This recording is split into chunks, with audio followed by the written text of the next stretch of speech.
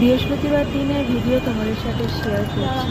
ওই দিন দুপুরবেলা আমাদের চোখের অ্যাপয়েন্টমেন্ট নেওয়া ছিল, তো চোখ দেখানোর ছিল, সেই জন্য তো মাকে দেখানো হচ্ছিল আর শাশুড়ি মাকেও, দুজনকেই তো দেখানো হয়ে গেছে। এখন আমরা বেরিয়েও পড়েছি, প্রায় সন্ধ্যা হয়ে গেছে, যেহেতু দুপুরের দিকে আমাদের অ্যাপয়েন্টমেন্টটা ছিল। তো এবার বেরিয়ে পড়েছি আস্তে আস্তে, প্রায় সন্ধ্যা হয়ে গেছিলো, প্রায় 6:45 হয়ে গেছিলো। আর মাকে ওখান থেকেই অটোতে তুলে দিয়েছিলাম, তো মা বাড়ি যাওয়ার অটোতে। তো মা ওখান থেকে বেরিয়ে গেছে, তো আমরা বাড়ি চলে এসেছি। আর এখন পাপা হচ্ছে খেলাধুলা করছে এসে, তারপর একটু ঘুমিয়ে পড়েছিল।